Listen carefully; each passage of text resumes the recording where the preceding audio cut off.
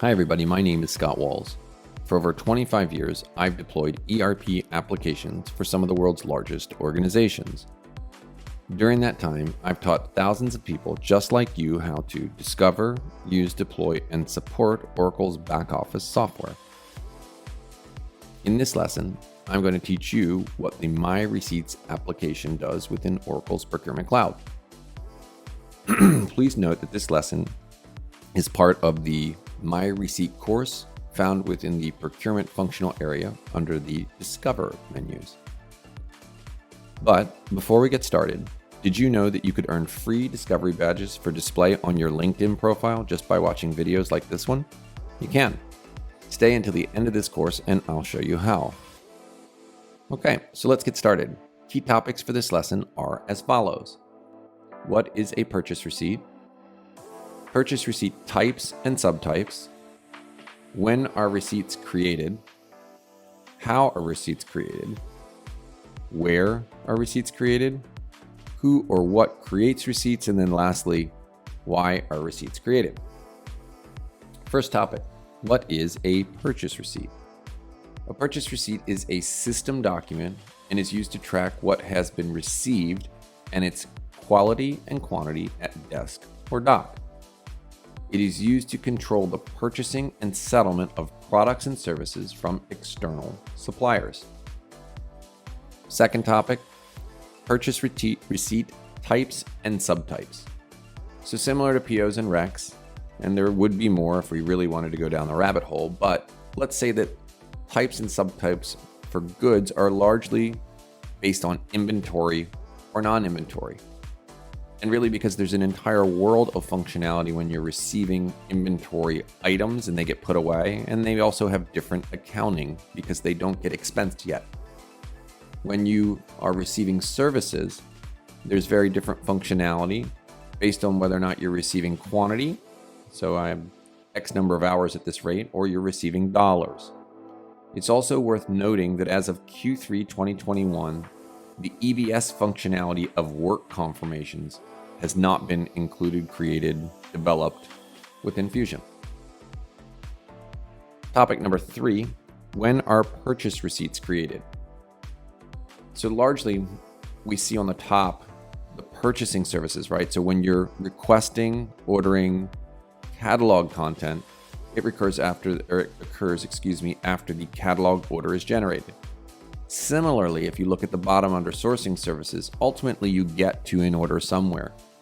And so then these or receiving of those particular orders would occur post that order. Fourth topic, how are purchase receipts created? So largely they're either auto-generated from ASNs or manually created. It's worth noting too that the My Receipts application is really like desktop or user-specific receiving. And so it's not as focused on supply chain receipts. I included ASNs, but that's really largely beyond the scope of what we're talking about. This is a receiving application where a particular requester sees the open schedules based on a date in their My Receipts filter, and they pull the receipt, and you see the button here, they click it, and they receive.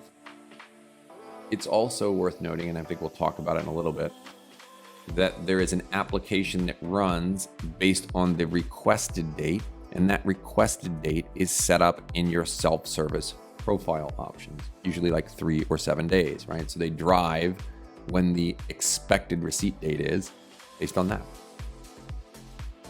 So topic number 5, where are purchase receipts created? So like we've seen in the requisition as well as the purchase order transactional overview videos, that it starts with the requester. It may also have started in other Fusion supply chain apps or external apps.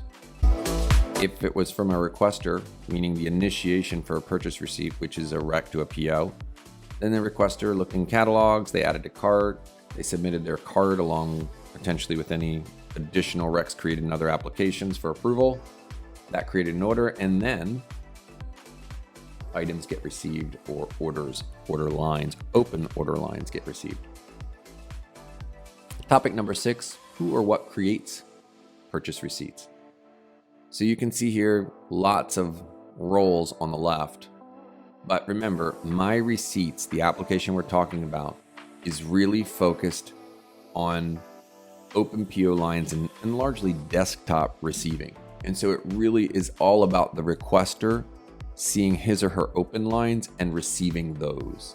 And so it's worth noting, right? If you look in the left, casual requesters, preparers, advanced requesters, that's great, but we only see the recs that were created by us. Now, you may have an administrative assistant creating requests on behalf of XYZ person, but XYZ person has to receive those. So what you'd expect, initiators create, submit for approval, orders get created, get received, right? That's how we get through this flow, really open order lines. Okay, so lastly, why are purchase receipts created? So lots of different reasons. Not all of them listed here, but first you want to acknowledge the quantities. So accepted, rejected, if you have 4-way, inspected. Also, the receipt can facilitate self-service invoice approval. That M stands for matching. Also worth noting, you can turn on notification. We talked about that request date. So you can see PO lines, or you can have users, requesters, notified when they've got open PO lines beyond a date. It's also worth noting that these receipts could be used to accrue when an invoice hasn't been receipted. So that's why. So let's recap. You should now understand the what, how, when, where, who, and why of creating purchase receipts using the My Receipt application. You should also understand a little bit about receipt types and subtypes, and a comment about work confirmation in there. So if you're still not sure, go ahead and watch it again. It's free. But if you understand the material, it's time to move on to the next lesson in this course. So that's the end of this presentation, but it doesn't have to be the end of your learning journey. There are thousands of free videos just like this one. Remember, better content, better skills, better income, better life. We want to help you get 1% better every day. Thank you for watching, and have a great day. Okay, as promised, here are the 5 steps you can perform today to start earning free badges for your LinkedIn profile. Step 1, navigate to Panameer.com and either sign in or join now. It's free. Step 2, in the upper left, under the Discover menu, select the course that you want to watch and get badged for.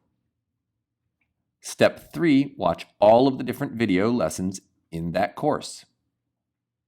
Step 4, when it's complete, send your LinkedIn profile and the course you watched and your user ID to badges@panameer.com. And then sit back and wait for step 5 when we attach a badge to your LinkedIn profile.